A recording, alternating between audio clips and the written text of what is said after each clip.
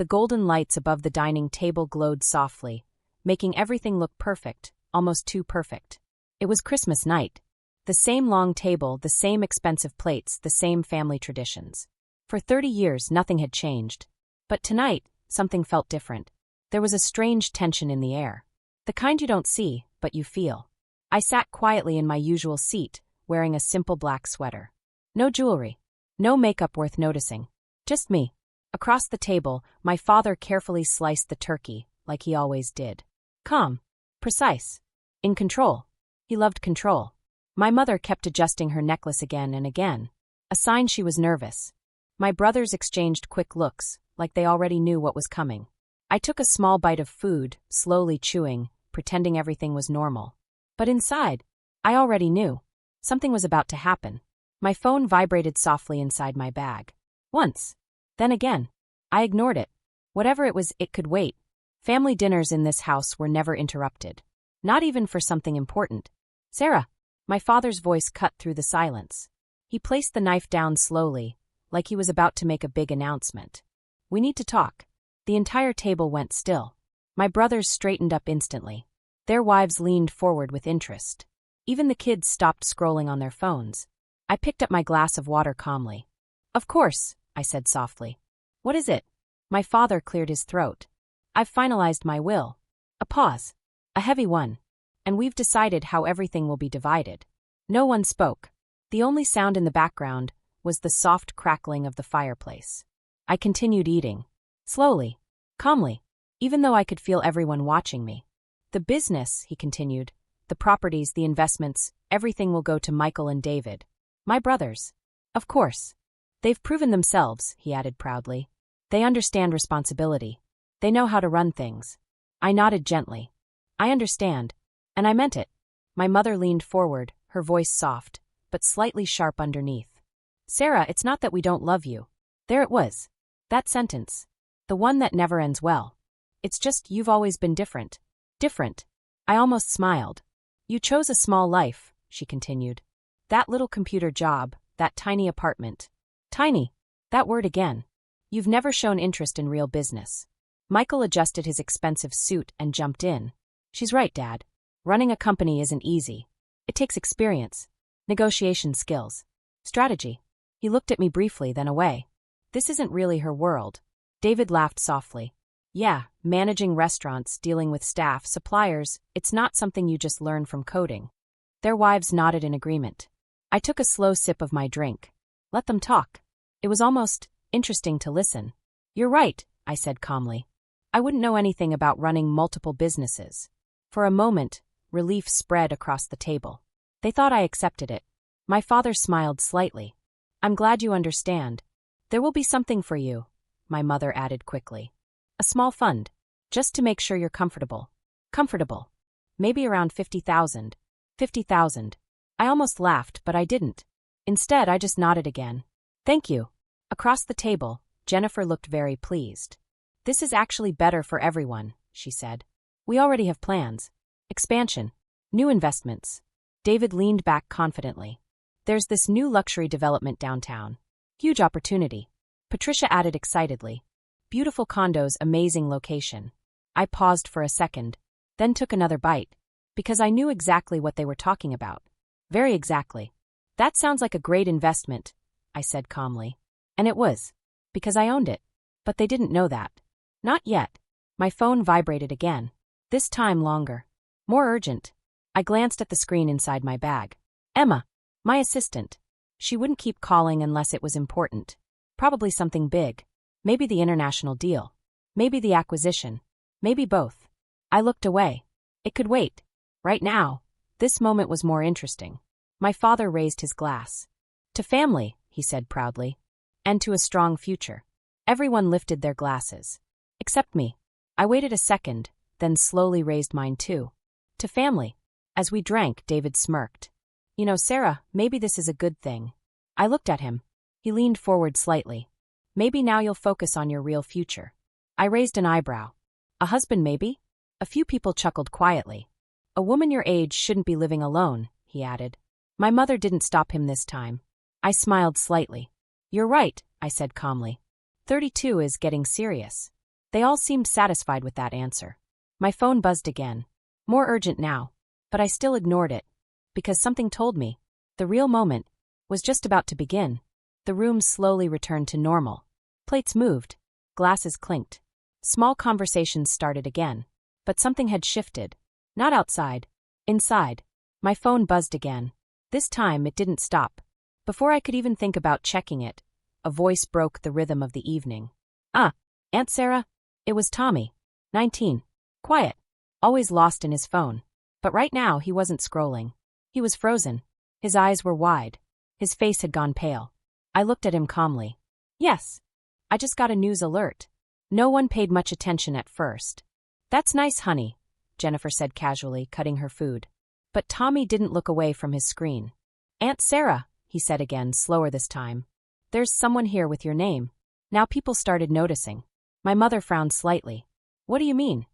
Tommy swallowed hard. His hand was shaking a little as he turned the phone toward us. It says, Sarah Thompson. A small pause. Then he continued. Number 47 on the Forbes Billionaire list. Silence. Real silence this time. The kind that feels heavy. Net worth. He hesitated. $3.8 billion. For a second, no one reacted. Then David laughed. Loud. Nervous. Oh, come on. That's obviously someone else. Common name, Michael added quickly. But Tommy wasn't laughing. He was staring at me now. Completely still. It says she's the founder and CEO of an AI company. Quantum Dynamics. My heart stayed steady. My face calm. It says she's 32 years old. Another pause. From this city. Now no one was moving. No forks. No glasses. Nothing. And, Tommy whispered, she looks exactly like you. Every eye turned toward me. Slowly. Carefully. Like they were afraid of what they might see. My father's face had lost all color. That's impossible. I took a small bite of food. Chewed. Swallowed. Then looked up. Is it? Michael grabbed the phone quickly. His hands weren't steady anymore. Jennifer leaned over his shoulder. Her smile disappeared instantly. That's her, she whispered. My mother stared at me like she didn't recognize me anymore. Sarah, is this some kind of joke? I placed my fork down gently. Wiped my hands with a napkin. Then looked around the table. What would you like to know? David snatched the phone next. Scrolling fast. Reading faster. It says the company started 8 years ago, in a small apartment. He stopped. Looked at me. With just a laptop, and a few $1,000s. I nodded slightly. My apartment. The words landed like a shockwave. This can't be real, my father said, almost whispering. You work for someone else, you always said. I never said that, I replied calmly. You assumed. Michael was still scrolling. There are articles everywhere. Forbes. Wall Street Journal interviews. His voice was shaking now. They're all about you. Patricia leaned in, reading quickly. It says your company changed healthcare, advanced AI diagnostics, bought multiple pharmaceutical companies. I nodded again. That sounds right. My father leaned forward slowly, like he was trying to understand something impossible. Why didn't you tell us? I looked at him for a moment, then spoke softly. When would I have told you? No one answered. At last year's dinner, when you explained how real business works. Silence. Or maybe at Michael's party, when I was told I should find someone to take care of me? Jennifer looked down immediately. Tommy kept reading, almost in disbelief. It says you donated $50 million to hospitals. He looked up at me. And you're building a cancer research center? Yes, I said quietly. It will be finished next year. My mother's hands were shaking now. But, you live in that small apartment. I like it. You drive that old car. It works perfectly. Michael slowly placed the phone down. If this is true, he paused. Then what does that make all of this? He gestured around the table. The expensive food. The house. The big inheritance. I tilted my head slightly. What do you think? No one had an answer. My father picked up his own phone, scrolling quickly. Then suddenly he stopped. His face changed again. Sarah. His voice was barely audible. There's an article here. I looked at him. It says, your company acquired Thompson Industries. The air froze. Completely. That's our business, my mother whispered. I took a sip of my drink. A construction and restaurant group. A small pause. I thought the name was appropriate. Michael stood up slightly from his chair. You bought our company? Not directly, I said calmly. My investment firm handled it. David's voice cracked. You've been our investor? For 6 months. No one spoke. No one moved. It was like time had stopped.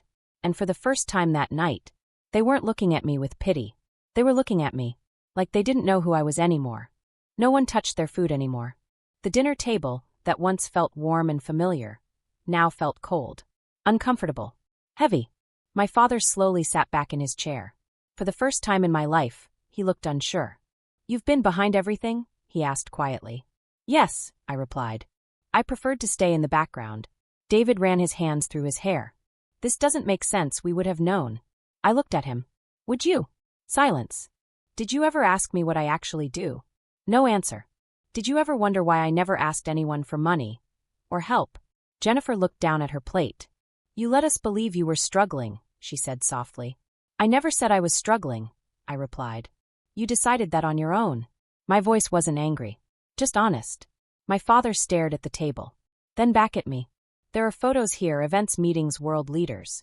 His voice shook slightly. How did we never see any of this? I use my full name professionally, I said. And I don't attend local events. Patricia frowned. But still, why hide it?